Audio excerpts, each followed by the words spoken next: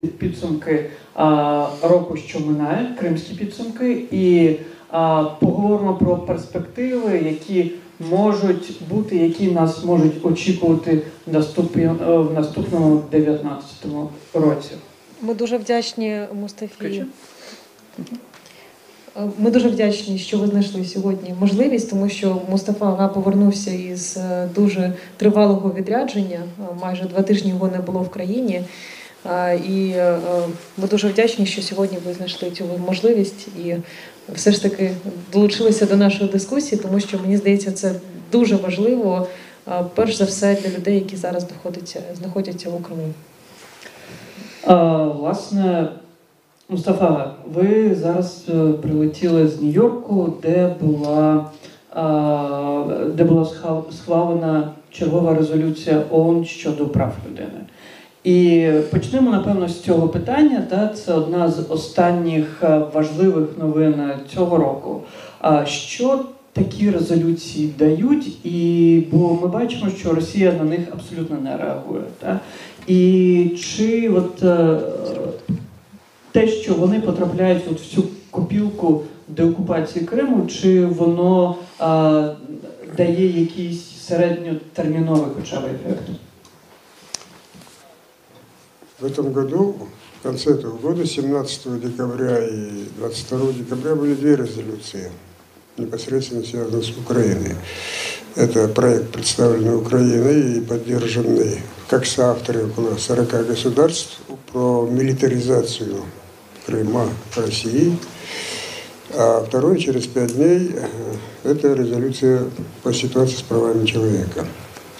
Обе резолюции очень прошли, причем первую резолюцию наш замминистра иностранных дел Кислица очень сделал такой хороший дипломатически верный шаг, сказал, что эта резолюция должна быть принята не менее чем 2/3 голосов, то есть продемонстрировала свою силу. А в действительности было принято уже даже не 2/3, а 3/4 голосов. Резко осуждена страна-агрессор,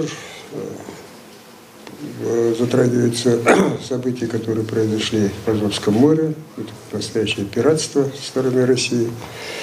А второе, это 22-го по правам человека. Это уже не первая резолюция, где говорится о пытках, о незаконных арестах, о многочисленных депортациях, заселении Крыма своими гражданами, что противоречит требованиям Женевской конвенции 1949 года о статусе оккупированных территорий.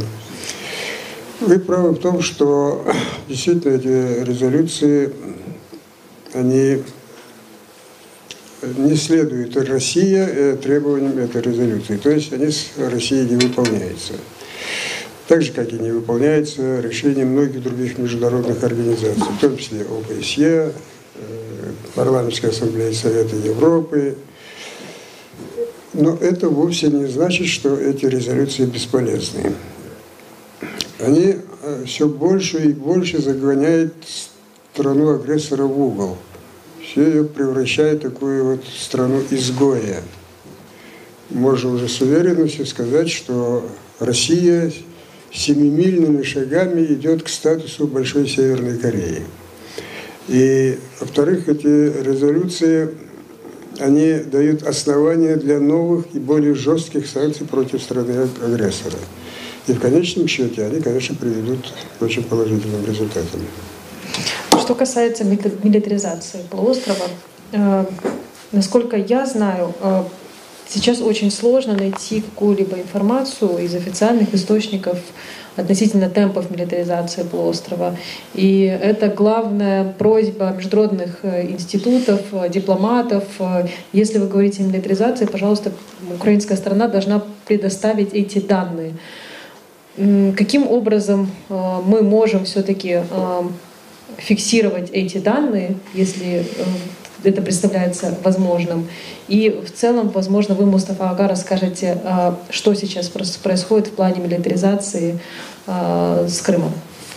Ну, сколько там вооружений было навезено, для получения этой информации там не обязательно иметь свою агентуру.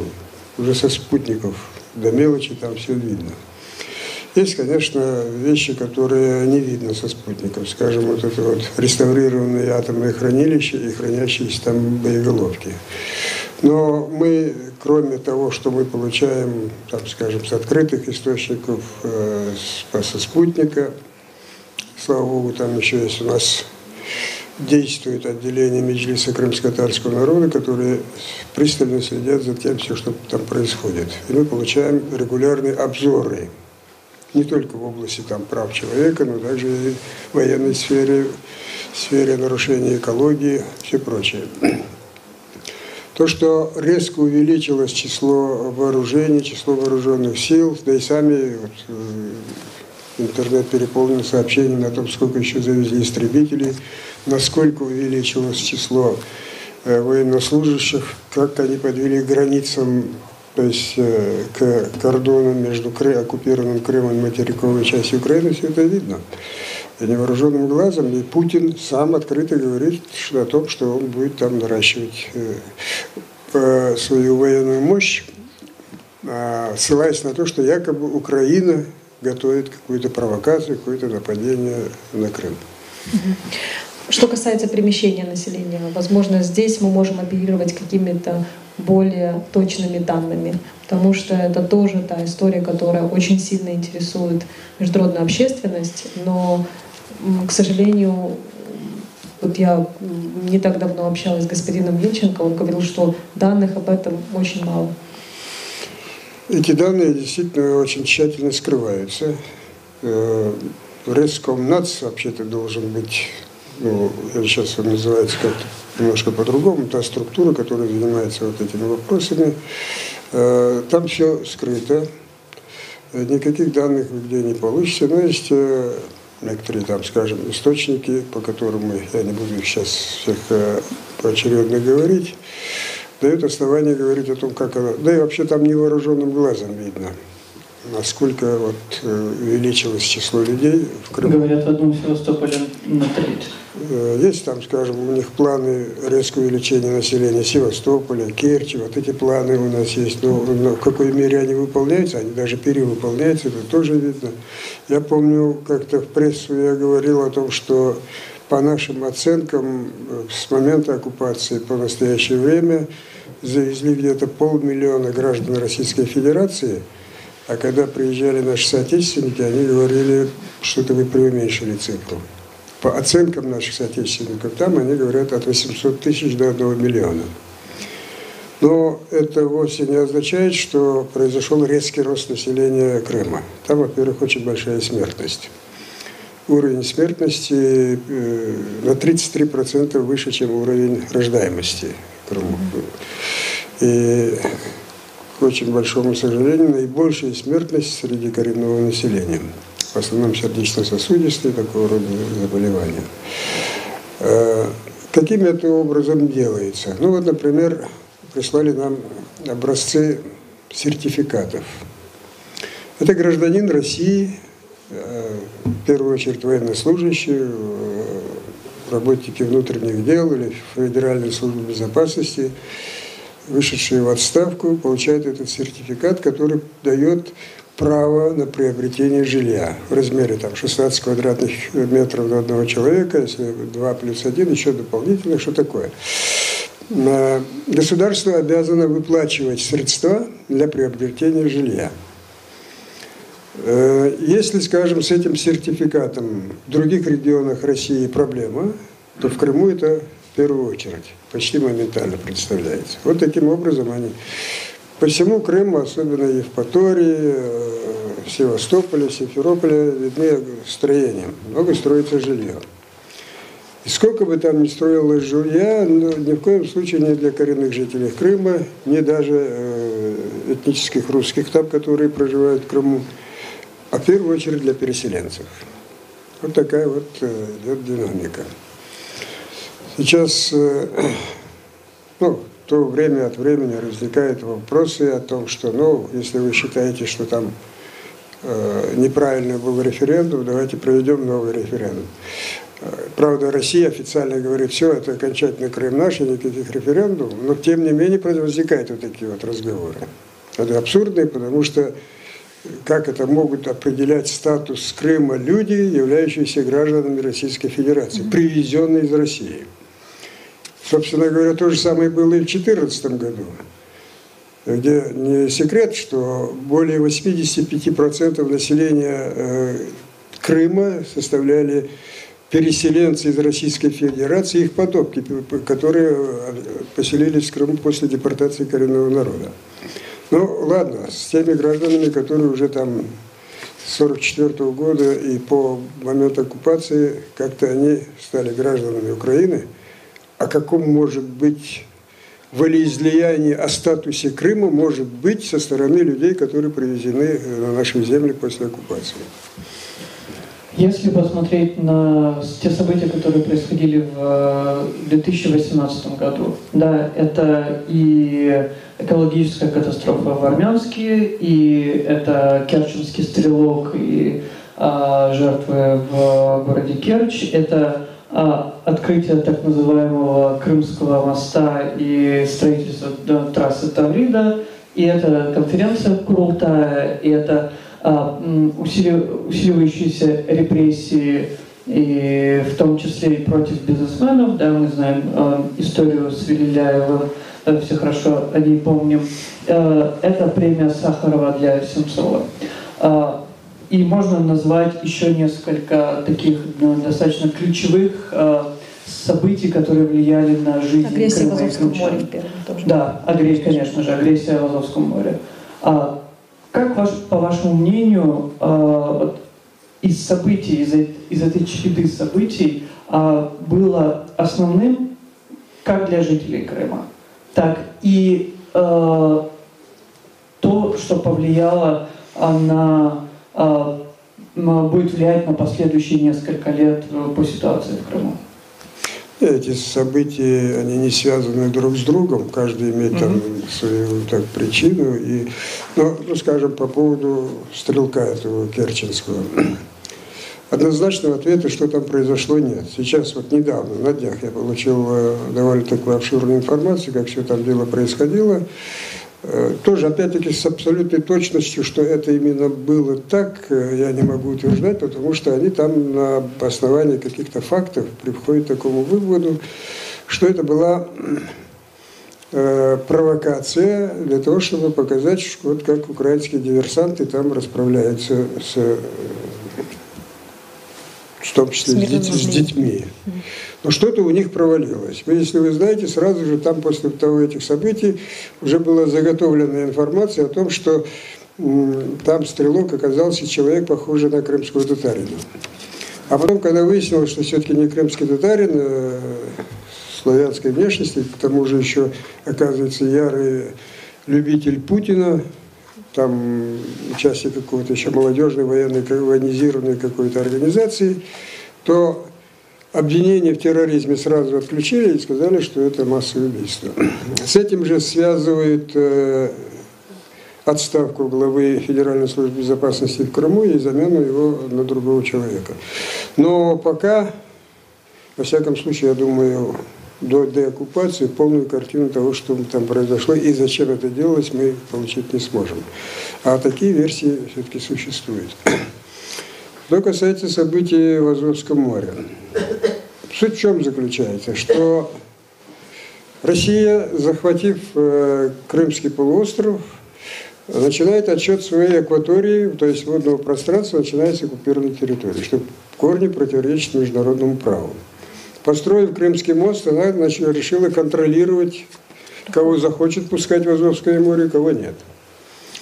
И вот это, конечно, очень большой и очень серьезный конфликт международного уровня. Поэтому парламентская ассамблея Совета, Европарламент уже принял резолюцию.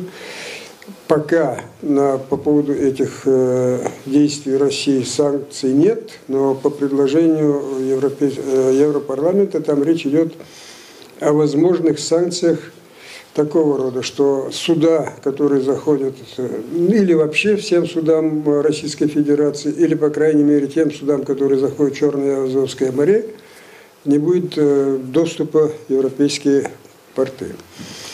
Здесь еще очень важно, Россия, ну, можно полностью точно сказать, что это настоящее пиратство в море. Даже когда украинские корабли были на нейтральных водах, даже с учетом того, что они считают акваторию от Крымского побережья, вот именно в этом месте они напали на наши корабли.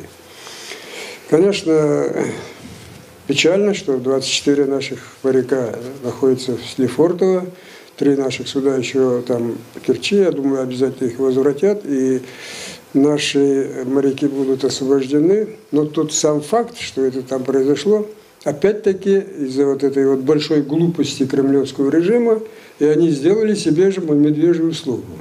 Усиление санкций и дальнейшая изоляция России от мирового сообщества. Можно ли назвать события в Керченском проливе фактической аннексией Азовского моря России? Ну да, они хотят сейчас превратить Азовское море в такое внутреннее море.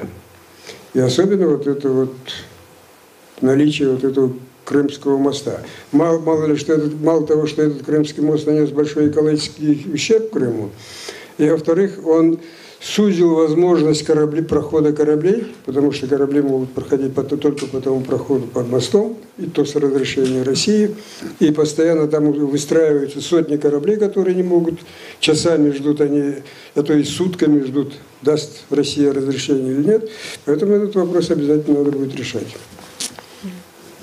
Что касается других событий, вот, например, экологическая катастрофа в Армянске, и в том числе реакция Украины на то, что происходило в сентябре, в августе.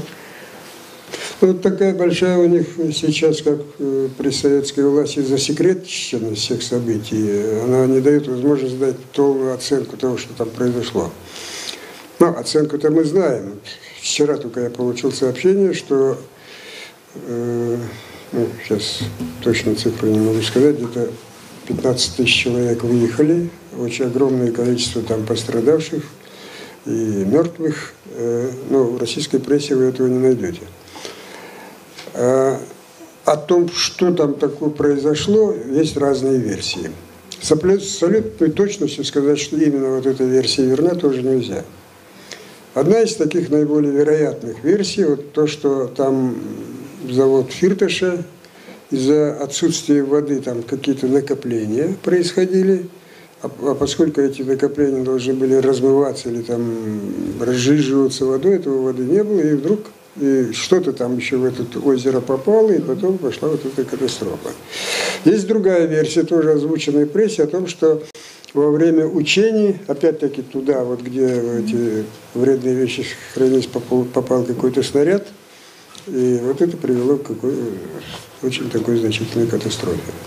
Но факт тот, что нанесен огромный ущерб как экологии, потому что аж в Симферополе, смотрите, какое расстояние от Красноперекопска до Симферополя, нам присылают снимки, где вот деревья покрыты типа ржавчиной, вот этими остатками. Нанесет колоссальный ущерб здоровью населения, проживающего в оккупированном Крыму. А если говорить о позитивных новостях, какая для вас самая позитивная крымская новость? Вы знаете, вот для нас, конечно, освобождение Крыма было бы самой позитивной новостью, но этого нет. Но для освобождения Крыма для нас важны не только события, которые происходят в самом Крыму. Освобождение Крыма зависит от многих факторов. В первую очередь это укрепление независимости, укрепление обороноспособности Украины, укрепление экономики Украины. Я с удовлетворением могу сказать, что в этом году наметился стабильный рост экономики, примерно где-то на 3%. 3% очень небольшой рост, но тем не менее это уже тенденция. Очень важно укрепление обороноспособности Украины. Если сравнить ситуацию, которая была в 2014 году, когда Россия на нас напала, и сейчас, это две большие разницы. Я хорошо помню, когда мы в парламенте сидели, обсуждали ситуацию, выступал Тянюх, тогда был министр обороны. Он говорил о том, что вот в рядах вооруженных сил Украины формально числится 41 тысяча человек, и где-то всего лишь около 10% боеспособны, то есть способны выполнять те задачи, которые поставят. Техника была полностью выведена из строя. Самолеты не могли взлетать, танки были без моторов. Одним словом, был проведен в вооруженных силах такой разгром, как раз предназначенный для оккупации. Сейчас, слава богу, по данным Global Firepower, по-моему, называется вот эта организация, Украина входит в десяток наиболее мощных по военной мощи стран Европы. У нас в рядах сейчас где-то около 240 тысяч вооруженных сил, и уже, разумеется, не в таком состоянии, как было в 2014 году. Еще если считать и наших резервистов, в том числе около 150 тысяч человек, которые уже были в вооруженных силах, то общее число вооруженных сил, можно сказать, в случае экстренной ситуации мы можем поставить под ружье около 1 100 000 человек. Поэтому сейчас танков у нас, если в 2014 году можно было по пальцам посчитать, сколько танков могут выйти вообще на поле боя, то у нас сейчас свыше 2000 танков отличного качества. У нас очень хорошо налажено сейчас ракетное производство. Эти ракеты наши, очень многие страны, я с ними лично разговаривал, хотели бы у нас закупать. Кроме того, Соединенные Штаты сняли ограничения на поставку летального оружия. Я не говорю про джавелины, кроме джавелина там кое-что есть. Поэтому Россия, если захочет начать какую-то масштабную войну против Украины, 10 раз должна подумать, сколько трупов им придется отсюда вывозить. Это радующая сторона. В числе положительных, то вроде, казалось бы, обретение Украины автокефалии, независимости. Какое отношение к крымским татарам-мусульманам идет, да? А вы не представляете, сколько человек мне сказало, что историки еще дадут этому оценку о влиянии и крымских татар на этот процесс? Потому что я это самому патриарху Варфоломею сказал. Я сказал, я не мусульманин, но ваш мужественный шаг в даровании Томоса Украинской Православной Церкви – это огромная помощь не только этническим украинцам или там, православным христианам, но в том числе и нам, мусульманам. Это всем гражданам Украины, независимо их национальности и религиозной принадлежности, потому что вы оказали мощную поддержку нашей независимости. И я думаю, что после оккупации Крыма самый большой удар, который нанесла Украина агрессору, это приобретение Томоса. Теперь действительно уже с полным основанием можно повторить слова Лермонтова: «Прощай, немытая Россия, страна рабов, страна господ». Мы очень отдалились теперь от Украины, России. Все эти факторы, конечно, в той или иной форме, даже напрямую влияют, приближают, я уверен, приближают день освобождения Крыма от оккупации. Вы сказали фразу «мы отдалились от России», но сейчас вот от большого количества крымских татар, проживающих на оккупированной территории, я слышу в том числе и какие-то опасения, что они тоже отдаляются от нас, они отдаляются от Украины, потому что все сложнее, уже будет в этом году 5 лет с момента аннексии Крыма. Что мы можем делать для того, чтобы у людей, которые находятся на оккупированной территории, не было мысли, что они остались там один на один со своими проблемами, и что аннексия еще будет длиться какое-то время? Потому что вот я буквально сегодня, вы знаете, заказывала, скажем так, подарок крымско-татарской девушке и, там, из Крыма. и она мне спрашивала там в числе какие-то вопросы, которые касались непосредственно этой вещи, но в то же время спросила: у меня один вопрос, не касающийся вот сейчас вот этой темы: когда вернется Крым? Это было так как-то душевно и чувствительно. Эти вопросы, когда вернется Крым, почти каждый день мне приходится по телефону спрашивать. Да, именно для людей, которые... Я обычно говорил, что вот там в Москве должны быть большие похороны, после этих похорон, а теперь спрашивают, когда будут похороны. Что делать, чтобы мы не отдалялись, и люди от нас не отдалялись? Я бы не сказал, что люди как-то отдаляются. Вот это вот количество коллаборантов, я имею в виду числа крымских татар, но оно незначительное. Я помните, когда я говорил в прессе, что 95% крымских татар остаются верными своему государству, ведут освобождение. Приезжали из Крыма люди и очень серьезно, с обидой мне говорили: откуда вы взяли эти 5%? Нету этих подонков можно по пальцам пересчитать. Для нас, конечно, очень вызывает большое опасение вот это вот русификаторская, милитаристская, такая вот шовинистическая пропаганда, которая ведется массированно в Крыму. Особенно у нас, скажем, в школах, в других детских учреждениях. Идет отупление людей.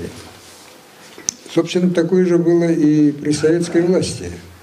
Но после распада советской власти потребовалось всего лишь несколько лет, чтобы все стало в норму.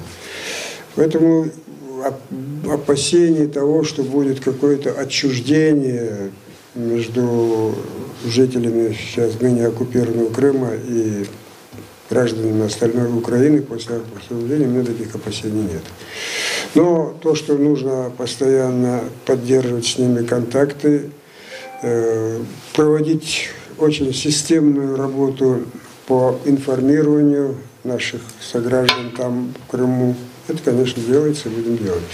И кроме того, они же постоянно следят, мало ли что говорит российская пропаганда, они же видят, что все мировое сообщество, за исключением нескольких таких стран-сателлитов Российской Федерации, практически весь мир выступает против оккупации и требует деоккупации. Вот в этом плане принятие вот в июле этого года Крымской декларации Госдепартаментом Соединенных Штатов — это огромное событие. Там, где говорится о том, что Соединенные Штаты никогда не будут признавать законность оккупации. Такого четкого заявления до сих пор не было. И вот эту вот Крымскую декларацию, они меня тогда еще в Госдепартаменте торжественно вручили мне. Я еще тогда сказал, такого ценного подарка мне давно в жизни не давали. Это означает, что Крым будет постоянной такой вот костью в горле агрессора, от которой она, если не избавится, то есть если не деоккупирует, то эта кость будет все больше и больше мешать дыханию агрессора. Это как заноза, которая попала в лапу медведя. Это не заноза, это уже смертельно. Когда это попадает в горло, это смертельно. И есть все очень большие признаки того, несмотря на то, что они бравурно говорят, вот Крым, Россия, никаких пересмотров не будет, но они ищут очень многие каналы, как выйти из этой ситуации. Мустафа, если посмотреть снова же на перспективу не только последнего года этого, но и на протяжении 5 лет, то можем говорить о том, что в украинских государственных институциях появляются и чиновники, и выходцы из Крыма, и крымские татары, появляются отдельные институции государственные, которые работают по Крыму. Насколько эффективна их работа сейчас? Понятное дело, что мы не можем обобщать и говорить там, о всех, что эффективно, неэффективно. Здесь вопрос, насколько они влияют на украинскую повестку дня, и не являются ли эти институции, либо эти конкретные чиновники теми, кто знаете, как один в поле, которые борются, потому что у них здесь болит. При этом система иногда может не замечать вообще Крыма и крымских проблем. Ну, тут нужно разделить, наверное, вот это неправительственные организации, которые занимаются преимущественно правозащитной деятельностью. Вот этих правозащитников, правда, очень много, и уровень эффективности у них разный. Если есть некоторые организации, например, очень плотную и очень добросовестно делают, а есть такие организации, я не буду сейчас конкретизировать, называть эти организации, но все знают, что некоторые организации только для того, чтобы получить какие-то гранты, то есть обеспечивать свое существование. Вреда от них нет, но другой вопрос, насколько уровень полезности той или иной структуры. Что касается тех структур по Крыму, которые создает государство, ну, там не все делалось, как мы хотели, как мы просили, как мы требовали. Мы с самого начала оккупации говорили, обязательно должно быть Министерство по делам оккупированных территорий, которое возглавлял бы министр на уровне вице-премьера. Потому что если какой-то рядовой министр, там добиться реализации тех или иных вещей очень трудно. После долгих наших вот этих вот беганий по коридорам, так сказать, разговоров, нам удалось сначала там какой-то отдел по Крыму, теперь уже отдел по Министерству по оккупированным территориям, постоянное представительство президента по Автономной Республике Крым, прокуратура Автономной Республики, полиция Крыма, служба безопасности, то есть эти структуры есть. Но уровень полезности и эффективности у них разный. От чего это зависит, Мустафа? От чего зависит этот уровень? Ну, конечно, в первую очередь от людей. Если ты, скажем, начальник крымской милиции, живешь где-то в Одессе, там для тебя это синекура какая-то, для того, чтобы дожить там до пенсии, и ты далек от Крыма, может быть, ты вообще и в Крыму не был, и набираешь людей, совершенно не знающих Крым. Ну, тут, конечно, об эффективности говорить не приходится. Но я очень бы, скажем, высоко оценил бы работу прокуратуры Автономной Республики Крым. Они там систематизируют всякое нарушение, которое там происходит, выискивают имена, фамилии тех судей, следователей, прокуроров, которые выносили обвинения, сразу же возбуждают против них дела, а потом эти фамилии мы передаем еще туда и Европу на предмет наложения на них определенных санкций. Служба безопасности по Крыму тоже с такой переменной успешностью работает. Одним словом, что-то делается, но недостаточно. Что можно было бы изменить в работе государственных органов, так, чтобы они работали эффективнее в вопросах Крыма? Потому что мне кажется, что мы там 5-й год используем один и тот же механизм приблизительно, но он либо изжил себя, либо неэффективен, и нужно что-то менять. Нет, то, что можно менять, мы по мере там, возникновения тех или иных проблем, мы поднимаем этот вопрос, иногда вот, ну, где-то 60-70% нам это удается. Но иногда мы сталкиваемся с какие-то преграды, требуется какое-то время преодолеть. Одним словом, работа идет. Конечно, результат, нам важен результат. Это освобождение Крыма. Но мы не можем делать все, что хотим. Мы делаем только то, что можем. То же самое и государство Украины. Сейчас она делает то, что, сколько она может. Мустафа, а вот что касается депутатского корпуса. Я знаю, что есть такая вот депутатская группа в парламенте, которая называется «Крым». Но в то же время, общаясь с большим количеством народных депутатов Украины, я прихожу к выводу, что в принципе им тема Крыма не так интересна. И по сути это как бы дело рук самих утопающих. Да? Там есть вы, есть Рифат Чубаров, Рифат Ага, и еще несколько народных депутатов, которые как-то этим вопросом обеспокоены. Но в целом Я бы сказала, что это неинтересно. Согласны ли вы со мной? Почему так происходит? Ну, депутатская группа, группа, так сказать, собралась для того, чтобы как-то там поднимать эти вопросы. Это не фракция, она там не имеет каких-то там полномочий. Но, тем не менее, руководитель этой группы, Гончаренко, который живет в Одессе, по-моему, он что-то делает. За это тоже спасибо. Мы, собственно говоря, на эту группу особых надежд не возлагали. Так создалась какая-то инициатива депутатов, давайте создадим группу. Создали. Кстати говоря, никому, ни одному из депутатов не закрыть путь в эту группу. Пожалуйста, если есть какие-то инициативы, какое-то желание, какие-то предложения, там с удовольствием все это выслушают. Что касается международных поездок, международных партнеров, я знаю, что вы очень часто бываете за границей, и в течение этих 4 лет были гостем в очень многих странах, и в том числе на этих встречах поднимался вопрос оккупации Крыма, того, как приблизить деоккупацию. Можно ли сказать, что с течением времени этот вопрос стал менее интересен людям, и уже нет той заинтересованности, которая была в 2014 году, что есть некоторая усталость от проблем Украины, в том числе от проблем Крыма? Знаете, не то, что усталость, просто у каждой страны есть свои проблемы. В первую очередь в центре их внимания свои государственные национальные интересы.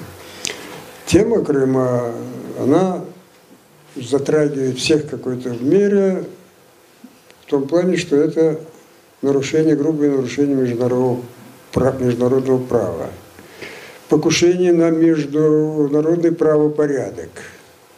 Если какая-то страна, пользуясь тем, что у нее там больше танков, ракет или там есть ядерное оружие, может захватывать чужие территории, так это значит не в безопасности любая страна. Вот с этой точки зрения именно в 2014 году, в марте, 27 марта, Генеральная Ассамблея ООН очень дружно, очень большим числом голосов приняла резолюцию о незаконности оккупации и с требованием освобождения оккупированных территорий. Дальше что происходило? Большинство резолюций касались, скажем, прав человека в оккупированной территории. В этих вопросах, есть динамика, скажем, если в 2014 году ровно 100 государств голосовало, то по резолюции по правам человека 69, 72, там еще что-то. Но это вовсе не означает, что те государства, которые голосовали в 2014 году, а сейчас не голосуют за резолюцию по правам человека, что они уже поддерживают оккупацию.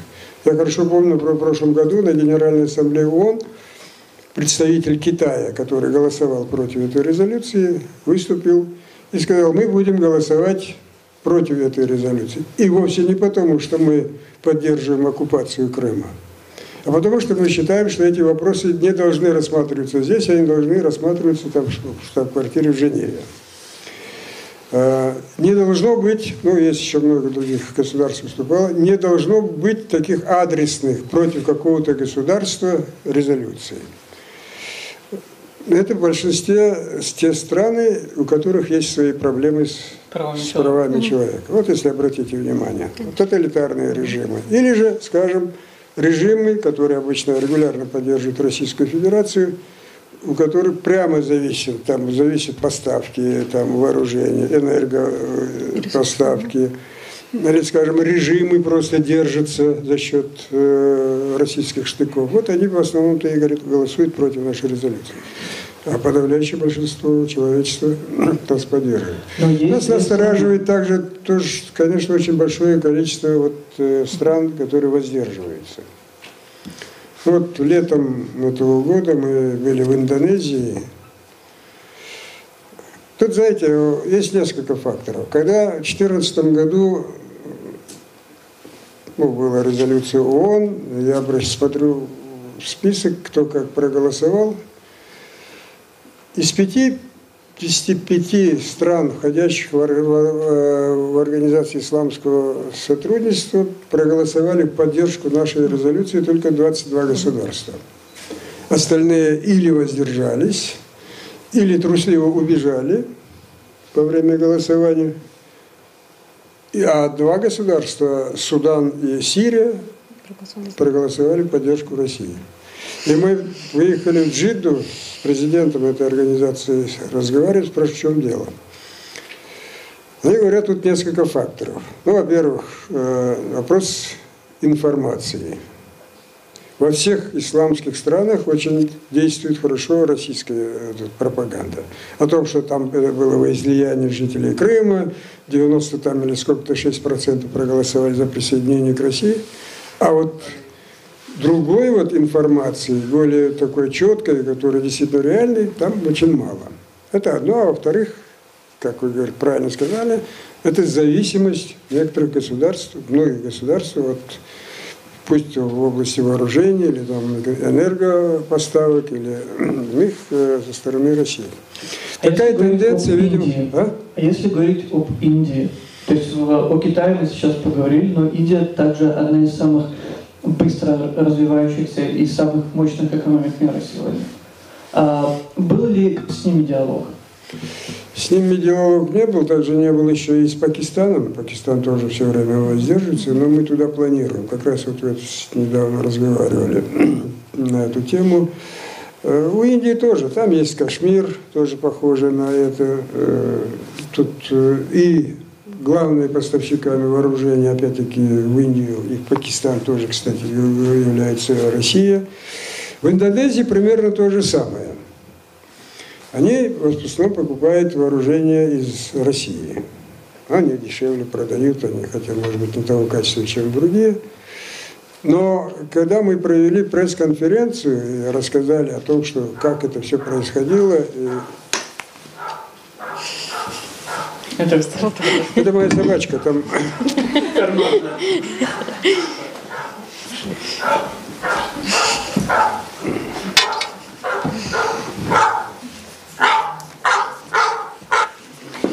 Я на конференции чуть позже позвоню.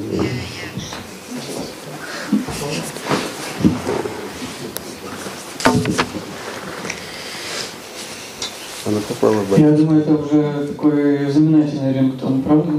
Знаменательный рингтон. Так вот, после пресс-конференции нам журналисты говорят, а где вы были раньше? У вас уже 5-й год оккупации, а вот вы только приехали и вот только вот разъясняете. Даже говорят, здесь так российское посольство так работает, столько здесь пропагандистских органов российских, а вы только появились. Ну, в этом плане мы действительно уступаем. Конечно. У нас мощность не та. Это Россия совсем другое государство. Они будут умирать с голоду, но на пропаганду, на вооружение у них будет всегда достаточно денег. У нас это не так. Но опять-таки мы там, в принципе, виделись с очень многими государственными деятелями, вице-президентом, договорились о том, что Индонезия в дальнейшем будет поддерживать наши резолюции, даже станет соавтором по вот этой последней резолюции по правам человека, и что Индонезия приложит все усилия для привлечь к этой проблеме и другие мусульманские страны, которые пока сейчас воздерживаются. Но сейчас смотрим, вот 22 декабря опять Индонезия воздержалась. Будем выяснять, но понятно, в чем дело. Они хотели, рассчитывали, в этом плане у нас были разговоры о том, что кое-какое вооружение, причем очень довольно такое чувствительное для Индонезии, они свой рынок переориентируют с России на Украину. Приехали сюда специалисты, вели переговоры, и у них ничего не получилось. Они разозлились и перешли, там теперь в Беларуси покупают. Тут экономика и политика очень взаимосвязаны. Ты можешь много говорить о вот этих гуманитарных ценностях, но когда у них там, скажем, своя потребность, у них какая-то зависимость от страны, рикошетом она действует на их форму поведения, мотивы голосования и в таких структурах, как ООН. Мустафа, если вернуться к украинской политике внутренней, 2019 год – это один из рубиконов снова. У нас президентские выборы, у нас парламентские выборы.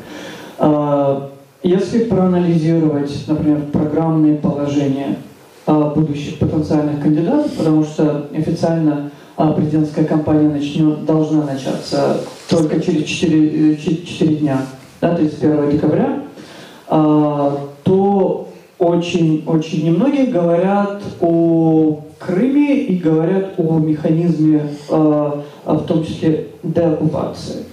Если же посмотреть еще другой вопрос социологических исследований в стране, когда мы видим, что вопрос войны и того, чтобы ее закончить, люди ставят на кон и готовы идти на компромиссы. Обращались ли к вам потенциальные кандидаты в президенты, и сейчас ли вы уже, наверное, некорректно будет говорить относительно поддержки кого-то, да, потому что не было официального старта, но вот по вашим ощущениям, как пройдет эта президентская кампания? Ну, вообще, конечно, тревожное время, надвигающиеся выборы, они ничего такого хорошего не сулят государству. Потому что обязательно будет противостояние, будет обязательно друг друга что-то будут обливать, будет отчужденность между людьми определенная на какое-то время. И, конечно, очень важно, кто будет возглавлять, главой государства будет после этих выборов. Это верно то, что не почти, а почти, никто про Крым, кроме нынешнего президента Порошенко, так открыто, четко о деоккупации, о необходимости восстановления территориальной целостности никто и не говорит. Я не буду скрывать, кое-какие политические силы выходили на нас, но они достаточно корректно не говорили о том, что поддержите нас. Они говорили, а поддержат ли нас крымские татары, если мы придем к власти? Если в плане, скажем, налаживания отношений с Турцией, с Ближним Востоком, с исламскими странами. Мы так шутку говорили, дай Бог, чтобы вы не пришли к власти. Это очень серьезный вопрос.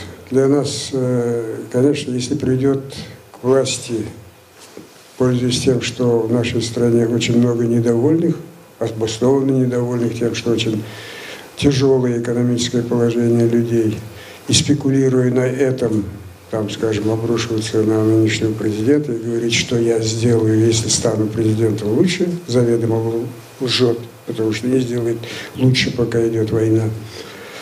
То, конечно, для нас, и не дай Бог еще придет, какой-то к власти тех кандидатов, которые готовы на компромисс с агрессором за счет Крыма, это вообще катастрофа. Но еще большая катастрофа, когда, он, этот будущий президент, который пойдет на компромисс за счет Крыма, что это вызовет в стране. Новый Майдан, я очень опасаюсь, что новый Майдан уже не будет таким мирным, как предыдущие, потому что полстраны уже вооружены. Это, конечно, вызывает особое беспокойство. Я тут отчетливо могу сказать, я это уже говорил о нескольких каналах, следующие президентские выборы, во всяком случае во втором туре, будут между Порошенко и Путиным.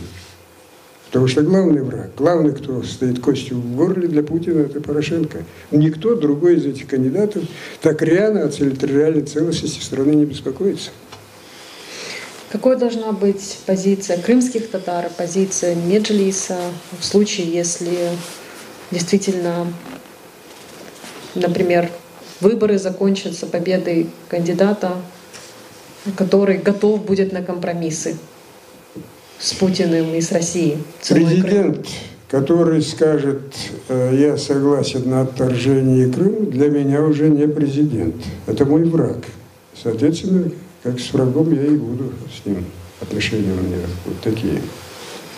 Но я очень надеюсь, что такого президента у нас не будет. И если он и будет, то на очень короткое время. Возвращаясь к тем нашим соотечественникам, которые живут в Крыму. Сейчас, буквально вот за эти 5 лет, у нас появляется поколение, у которого нет вот этого, у которого будет отсутствовать вот этот прямой сентимент, украинский сентимент. Почему? Потому что они не чувствовали, я говорю о детях, да? Они не чувствовали, не проживали вот свою часть сознательной жизни в украинских реалиях. Что делать, чтобы вот этого раскола не было, и каким образом вот эта работа и с молодежью, и работа с, условно говоря, с новой волной национальных активистов была конструктивной? Здесь главное не в том, что там люди были в украинских реалиях или нет. Крымское татарское национальное движение формировалось далеко от Украины, там в Средней Азии, на Урале, так сказать, и не знали, где, что такое Украина, и, знали, что такое государство, знали, что в 1954 году в составе Украины, но боролись за возвращение на родину. Почему мы говорим о том, что ни в коем случае мы не согласимся с оккупацией, отторжением Крыма и присоединением к другому государству, к России? Во-первых, речь идет о тоталитарном, антидемократическом режиме России, который все время подавлялся и никогда в истории человечества, за исключением коротких периодов, не был демократической. И украинским государством, которое, может быть, не соответствует всем европейским стандартам демократии, но на несколько голов выше, чем Российская Федерация. Нет того оголтелого русского шовинизма. Как нет, вот украинского шовинизма вообще нет. Я как-то помню, в Берлине в 2014 году там собрались эти украиноведы, там есть такая площадка, где собирается политический бомонд. Эти украиноведы рассказывали, в первую очередь, конечно, что такое оккупация, почему она произошла, а также о ситуации там в Украине. Один там выступал и говорил, что Украина тоже не идеальная страна, там тоже есть такие правые силы, ультранационалисты, типа вот партия «Свобода», РУХ, Организация украинских националистов, что там тоже есть это. Поэтому чуть ли не ставят на один уровень русский шовинизм, и здесь какую-то горстку вот этих ультранационалистов. Я в ответ как-то сказал, знаете, вот эти ультранационалистические, как вы назвали, организации, РУХ, Конгресс украинских националистов, перед выборами президентскими официально обратились ко мне, дать согласие на выдвижение моей кандидатуры на должность, на пост президента.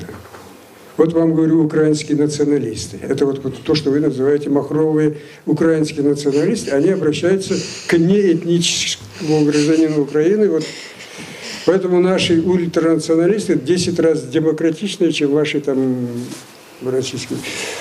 Одним словом, вот такая вот тенденция. И потом же у крымских татар очень хорошая историческая память.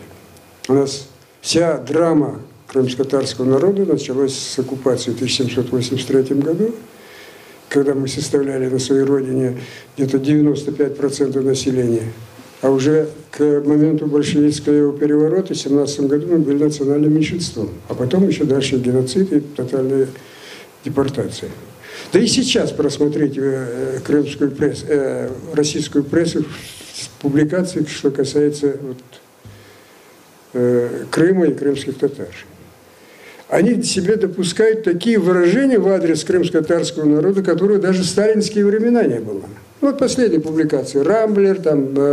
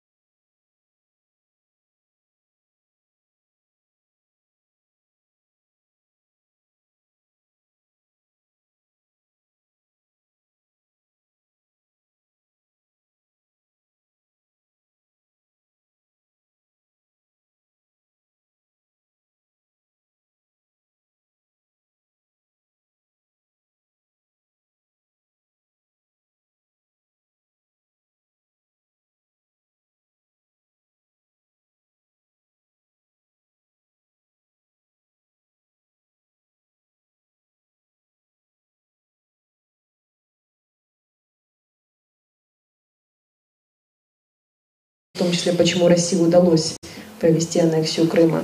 Но не среди крымских татар. Нет, эти конечно, сентименты, да. Поэтому Крым тоже называли долгое время крайне пуганных коммунистов. Там везде практически коммунизм, коммунистической партии уже была роль сведена чуть ли не близко к нулю, а в Крыму была самая такая мощная коммунистическая партия. Что должно быть объединяющим для крымских татар, которые находятся сейчас в оккупированном Крыму и на материковой части? Что должно объединять крымских татар и что должно делать нас сильнее, в том числе и перед тем, что сейчас происходит?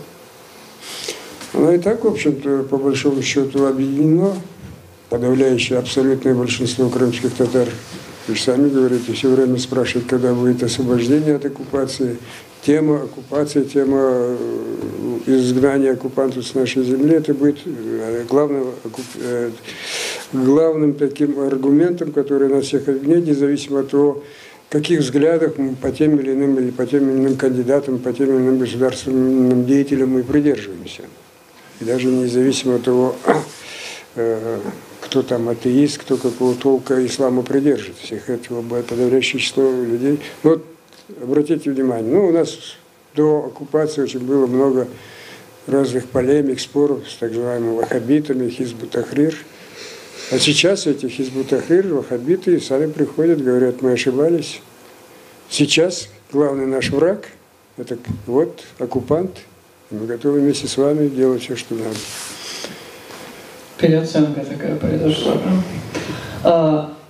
Мустафа, если снова же говорить о 19-м, о следующем году, то вопрос, наверное, такой достаточно риторический уже. Часть активистов, часть как в Крыму, так и здесь уже чувствуют такое, знаете, переутомление от постоянной этой борьбы. И у меня к вам вопрос как к человеку, который недавно отметил свое 75-летие и, наверное, там 4/5 своей жизни постоянно находится вот в такой борьбе. Что делать этим людям, чтобы не опускать руки? И второй вопрос... Перегорать, да? Не перегорать. Да, и не перегорать. И второй вопрос относительно и стратегии Меджлиса, и национальных институций относительно 2019 года. Вопрос о том, устал, не устал, надо было и при советской власти. У нас были активисты, которые один срок отсидел и говорят, ладно, хватит, я теперь в сторону, пусть теперь другие. Смотря у кого какой, так сказать, запас прочности. Тут нельзя быть строгим судьей. Если ты кому-то говоришь, тому, кто отсидел один раз, ты давай продолжай дальше, что ты отстал, а он тебе скажет, иди сначала отсиди, сколько я сидел, потом будешь меня учить. Тут советов трудно давать. Я, если помните, я вот после вручения мне этого ордена президентом, я в своей ответной речи говорил о том, что в своей жизни я ничего героического не совершал. Я только выполнял в меру своих возможностей свой долг. А вот в какой мере это мне удалось, это уже судить не мне. Но долг нужно выполнять независимо от тех последствий, которые могут быть для тебя лично. Вот это очень главное. Если человек выполняет свой долг до того, как ему там будут какие-то сложности, то это, конечно, уже нельзя сказать, что это последовательный, скажем, человек, отстаивающий свои идеалы, свои национальные интересы. Нам нужны побольше людей, которые выполняют свой долг.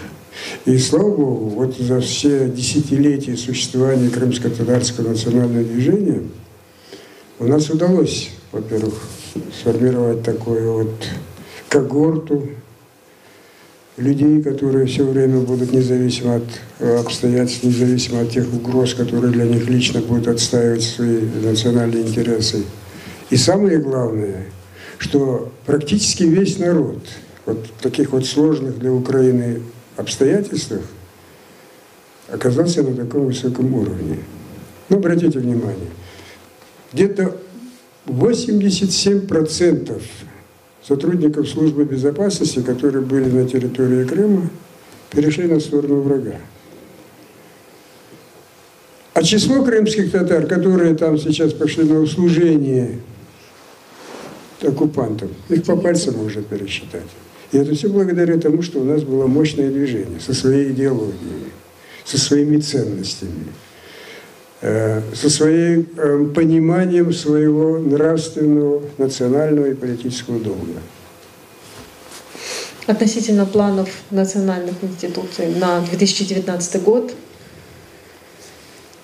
Ну, у нас самая большая сложность, знаете, была, ну, есть она, что истек срок действия делегатов Курултая крымско-татарского народа. А проводить демократические выборы, прямые, как это мы проводили в Крыму, невозможно, потому что оккупанты этого не позволят. И никакие другие структуры, кто бы там ни создавал оккупационную власть, они будут нелегитимны. Кстати говоря, сейчас на территории Крыма, как это ни парадоксально, единственный легитимный орган – это Меджлис крымско-татарского народа. Все остальное незаконное там. Но мы 12 декабря, или ноября, мы его назвали конференцией, а по сути дела это был Курултай, потому что выехали все делегаты Курултая, которые могли, и присоединились к ним где-то около 20 делегатов Курултая здесь. Мы приняли заявление о пролонгации полномочий делегатов Курултая до того времени, пока появятся обстоятельства, позволяющие избрать новый состав Курултая. Поэтому Курултай будет продолжать действовать. Те местные меджлисы, которые есть там в Крыму, они будут продолжать действовать. И наша задача будет поддержка, оказание возможной поддержки. И вот что интересно, после вот этого инцидента с моряками, знаете, там крымские татары пришли на процесс, организовали кампанию помощи. Но мне очень важна была реакция российской стороны. Там они пишут: к сожалению, России не удалось уничтожить меджлисовскую агентуру в Крыму. Вот их понимание нашей солидарности. Поэтому у меня тут больших опасений нет, у нас структуры будут продолжать действовать.